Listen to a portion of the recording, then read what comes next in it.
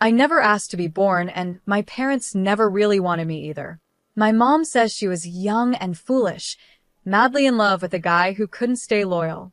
Before long, she found out she was pregnant. That baby was me, Rachel, the mistake. Mom wanted to get rid of me, but both sets of grandparents found out and stopped her. Back then, people didn't raise kids alone, so my parents got married, and I came along 11 months later, kicking and screaming. Dad never let me forget how I ruined his life. There goes my youth, he'd say every time he looked at me. To him, I wasn't a daughter. I was a burden, something holding him back from the life he thought he deserved. For 12 years, it was just the four of us in that tiny house. I tiptoed around trying not to make Dad mad, while Mom cooked and cleaned like her life depended on it. Dad would come home from work with a frown that only got worse when he saw me.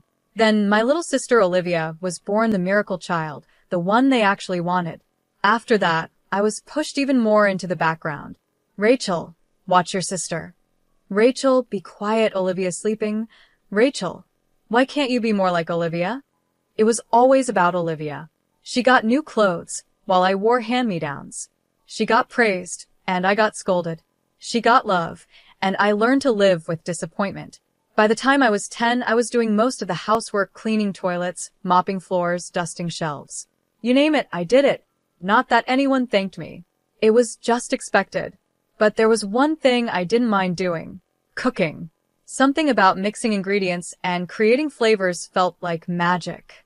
I remember the first time I made my special lasagna for a family gathering. Aunt Kelly took a bite, and her eyes lit up. Cheryl, this is incredible. When did you become such a great cook? Mom just smiled and took the compliment, soaking up the praise. I stood in the corner, invisible as always. Actually, I made it, I said, trying to speak up. They laughed like I had told a joke. Rachel likes to help in the kitchen sometimes, Mom quickly added, still soaking in the compliments. Isn't that right, dear? I closed my mouth, knowing it didn't matter. No one ever believed me anyway. As I grew up, the kitchen became my escape. While Olivia got all the attention and gifts, I found comfort in cooking. By the time I reached high school, I could make a great pot roast, one even Dad couldn't complain about. Not bad, he'd grunt, stuffing his face. Coming from him, that was high praise. But cooking wasn't just about feeding my family. I had bigger dreams. Every night, I'd imagine my own restaurant, full of happy customers enjoying my dishes. One night at dinner, I couldn't hold it in any longer. I want to open a restaurant someday, I blurted out. The silence that followed was overwhelming. Then Olivia snickered. You? A restaurant? Mom looked worried, like I had just said I wanted to be an astronaut. Dad didn't even bother looking up from his plate. Restaurants fail all the time. You'd be broke in a month, he said. But I'm good at cooking. Everyone likes my food. I protested. Everyone likes free food, Dad scoffed. That doesn't mean they'd pay for it. Olivia chimed in with her sickly sweet voice.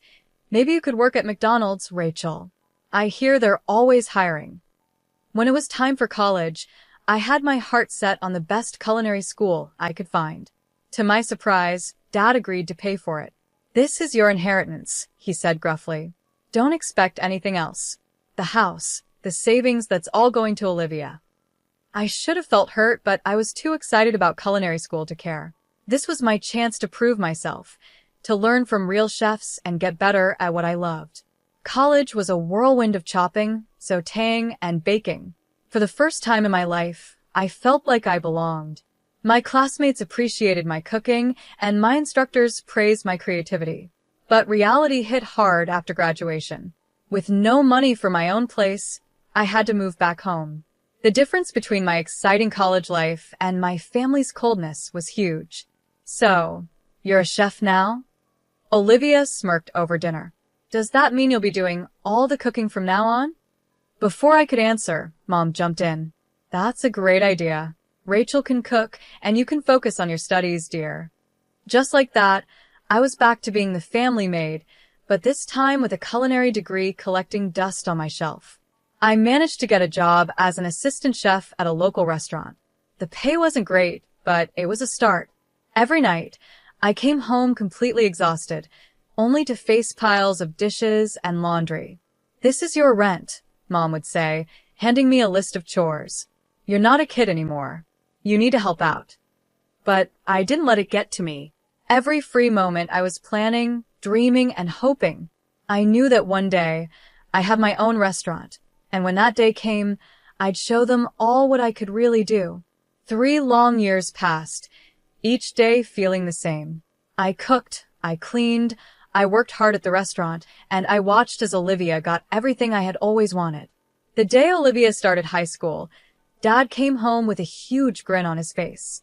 "Olivia, honey, come see what I got you," he called out. We all went outside, and sitting in the driveway, like a shiny slap in the face, was a brand new car. "A car? But I don't even know how to drive yet," Olivia said, eyes wide with surprise. Dad laughed and tossed her the keys. "You will soon enough. My girl deserves the best from the start." I bit my tongue so hard I could taste blood. When I turned 17, I got a second-hand bike, and that was only because I needed it to get to my part-time job. And it didn't stop there. Every week, there was something new for Olivia. The latest iPhone, a MacBook Pro, designer clothes. They even renovated her bedroom, turning it into something that looked like a luxury hotel room. Meanwhile, I was still in my old room, with the same faded wallpaper and the same squeaky bed I'd had since I was 12. At least the spiders kept me company, right? I started thinking about moving out. Maybe I could find a roommate and share the rent on a tiny apartment. Anything would be better than this constant reminder of how little I mattered. But then Christmas came around. I had been saving up, determined to get everyone nice gifts for once, to show them I wasn't the failure they thought I was. I ended up buying lottery tickets for everyone, not the cheap scratch-offs, but tickets for the big jackpot. Christmas morning came, and I handed out the envelopes, trying not to look too eager. Mom opened hers first, and her face dropped. "Oh, lottery tickets," she said. Dad snorted. "What is this, a gas station gift?" Olivia didn't even bother opening hers. She just rolled her eyes. "Gee, thanks, Rachel. Really thoughtful." Mom tried to sound nice, but her voice was dripping with fake sweetness. "I guess since Rachel didn't really get us anything, she won't be expecting any gifts either." "That seems fair, doesn't it?" Mom said, her voice cold. I felt a lump in my throat. Without saying a word, I snatched the lottery tickets from Dad's hand. "You know what? I'll take them. Merry bloody Christmas." I stormed out, ignoring their shocked faces. Who cared about their family dinner anyway? I texted my coworker Lauren. "Hey, you still at the restaurant? Mind some company." An hour later, I was sitting at the bar of the closed restaurant, sipping cheap champagne with Lauren. As the night went on, we swapped stories about horrible families and crushed dreams. It wasn't exactly a warm, cozy Christmas, but at least I didn't feel so alone. A few days later, I was at work, same as usual. During my break, I checked my phone and saw a missed call from an unknown number. "Probably just another scam," I muttered, tossing the phone aside. But then it rang again, same number. Curiosity got the better of me, and I answered. "Hello, is this Rachel Jackson?" a cheery voice asked. "Yeah, who's this?" "This is Kelly from the State Lottery Commission. I'm calling to inform you that you're holding a winning ticket." I almost dropped the phone. "What? Are you serious?" "Absolutely. One of your tickets matched all the numbers in the Christmas drawing. After taxes, your winnings come to $900,000. The world spun around me. In a daze, I headed home, my mind racing. This was my chance to finally open my own restaurant, to prove to everyone what I could do. I burst through the front door, unable to contain my excitement. "You won't believe what happened," I blurted out. They were all sitting at the kitchen table, staring at me like I had grown a second head. I won the lottery. One of the tickets, the one I was going to give Mom, it won $900,000 after taxes. For a moment, there was stunned silence. Then Olivia's shrill voice broke the quiet. "That money belongs to us," she screeched. "You bought those tickets as gifts for Mom and Dad. Anything that belongs to them belongs to me." It felt like a slap in the face. "No, they gave the tickets back to me. They're mine," I said, trying to keep my voice steady. "Mom and Dad, exchanged a glance. Then Dad spoke slowly. Rachel, be reasonable. You live under our roof. You owe us. Now hand over that ticket. We'll take care of everything. I stepped back, my hand instinctively going to my pocket where the lottery ticket was. No, I said, surprising myself with how steady my voice was. This is my ticket, my win. I'm going to use it to open my own restaurant. Dad's face turned bright red. Now you listen here, young lady. No, you listen, I shouted, all the frustration from years of being treated like I didn't matter spilling out. I've spent my whole life being treated like I'm less than everyone else in this family. Well, not anymore. This is my chance, and I'm taking it. If that's how you feel, Mom said coldly, then you can get out of this house. Now. I looked at them, these people who were supposed to love me no matter what, and, in that moment, I saw them clearly for the first time. Fine, I whispered. I'm gone. I stormed upstairs, packed a few clothes and essentials into a bag, and walked out. They watched me leave, probably thinking I'd be back in a couple of days, begging to return. But they couldn't have been more wrong. My first stop was the lottery office to claim my winnings. Then I headed straight to a real estate agent. I need an apartment, I told the surprised agent. Something available immediately. By that evening, I was sitting in my very own place. It wasn't much, just a small one-bedroom in a decent neighborhood, but it was mine, all mine. As I sat on the floor, I hadn't had time to buy furniture yet, eating takeout and scrolling through restaurant equipment catalogs on my phone, I felt something I hadn't felt in years. Hope. First things first, I needed a solid business plan. I spent weeks glued to my laptop, researching, crunching numbers, and planning every single detail. After what seemed like endless revisions, I finally had a plan I was proud of. Next step. Finding the perfect location. I searched the city for the right spot, and eventually, I found it a small, run-down place that had been vacant for years. The landlord almost laughed when I told him I wanted to turn it into a restaurant. Good luck with that, sweetheart, he said with a chuckle, handing me the keys. The next 4 months were a blur of hard work. I hired contractors, chose every fixture, and personally scrubbed every inch of the place. It was tough, back-breaking work, but each blister and bruise felt like a badge of honor. Finally, opening day arrived. I stood in the kitchen, my kitchen, surrounded by the staff I had personally hired and trained. When the first order came in, a rush of excitement surged through me. Let's do this, I said, tying on my apron. The first few months were a blur. I worked 20-hour days, cooking, managing, and doing whatever needed to be done. Slowly but surely, word started to spread. People loved my food not just for the taste but for the care and creativity I put into every dish. I introduced a loyalty program for regular customers, offering them special discounts and first dibs on new menu items. It was a hit, and soon I had a core group of regulars who came in so often they felt like family. But I didn't stop there. I started a delivery service, partnering with local couriers to bring my food straight to people's homes. It was a risk at first. Keeping the quality high was tricky, but it paid off. Social media also became my best tool. I posted daily specials, behind-the-scenes videos from the kitchen, and talked with customers online. My follower count grew, and so did my customer base. 3 years in, I was finally turning a profit. It wasn't a huge amount, but it was something. I even started looking for a second location. Opening the second restaurant was easier. In some ways, I knew what I was doing this time, but harder in others. I couldn't be in 3 places at once, so I had to learn how to trust my staff and delegate responsibilities. We made it work, though, and 4 years after that, I opened my third location. Before I knew it, I was the proud owner of a successful restaurant chain. Me, Rachel Jackson, the girl who was never supposed to amount to anything. I won't lie, it wasn't easy. There were nights I cried myself to sleep, wondering if I'd taken on too much. Days when I wanted to quit and give up. But every time I walked into one of my restaurants, saw happy customers, and smelled the amazing food, I knew it was all worth it. One Saturday, I was in my office, going over the finances for my newest restaurant, when my phone rang. I glanced at the screen and froze. It was a number I hadn't seen in years. Home. For a moment, I thought about letting it go to voicemail, but curiosity got the best of me. I answered cautiously. Hello? Rachel, it's Mom. Her voice was hesitant. Look, I know we haven't been on the best terms, but we need your help. It's about Olivia. Of course, it was about Olivia. It always was. What about her? I asked, trying to keep my voice steady.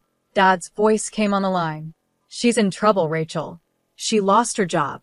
They're accusing her of theft, and now no one will hire her.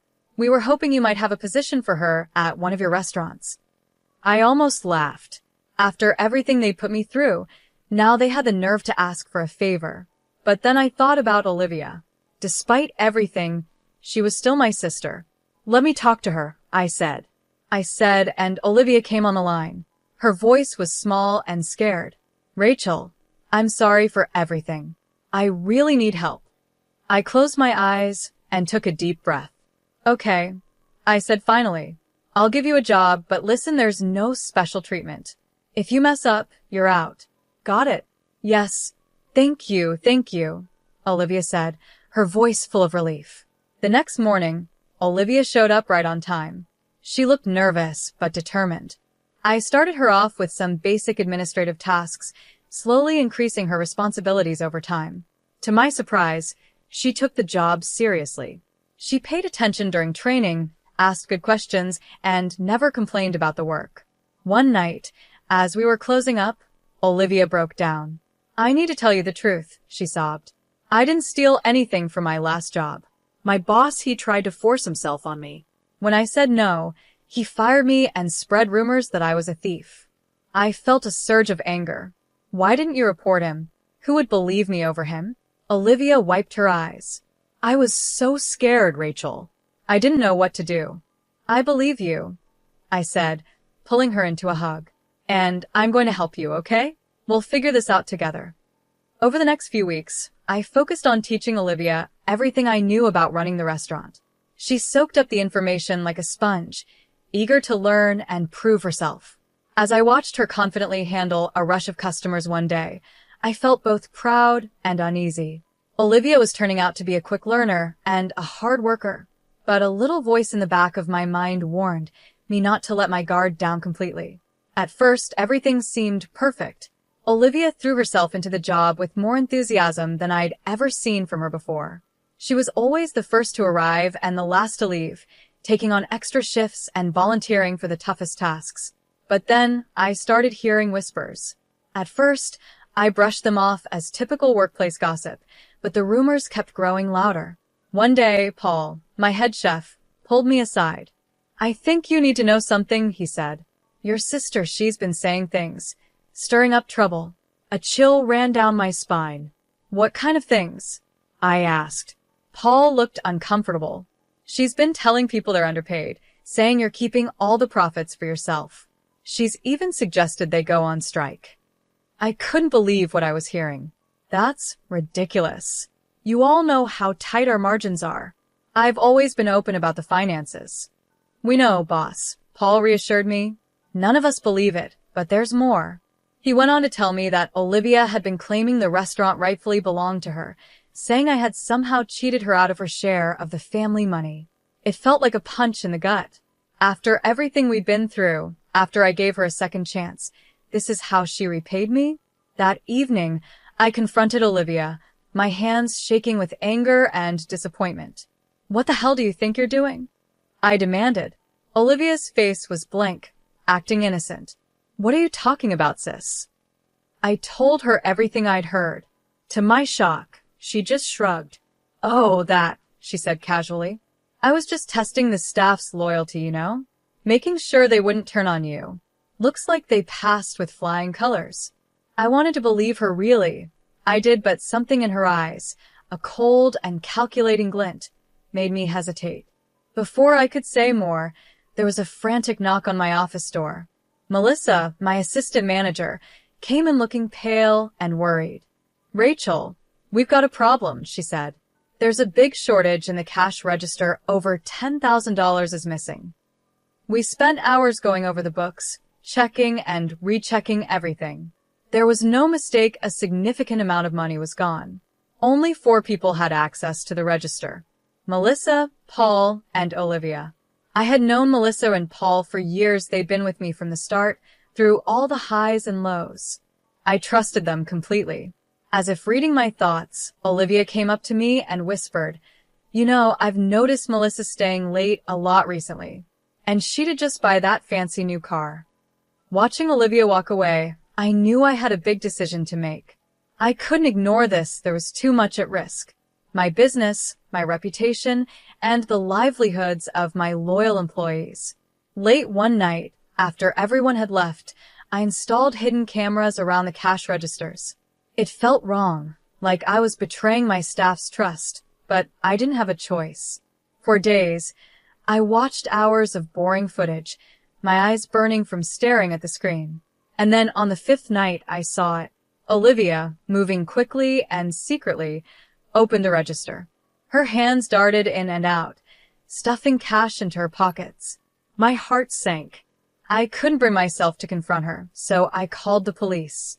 The next day, as Olivia was finishing her shift, 3 officers walked in. The look on her face shock, then anger said it all. She started thrashing around, knocking over tables and sending dishes crashing to the floor. "I deserve this money. I should be rich, not you. You stole my life," she screamed as the police took her away. I felt nothing, no sadness, no regret, just an emptiness where my love for her used to be. The next day, my parents stormed into the restaurant. Mom was crying, and Dad's face was red with rage. "How dare you?" Dad roared. "Your own sister. Drop the charges now." I stood my ground. "No. She stole from me. She needs to face the consequences." I pulled out my phone and showed them the footage of Olivia stealing. "Look," I said.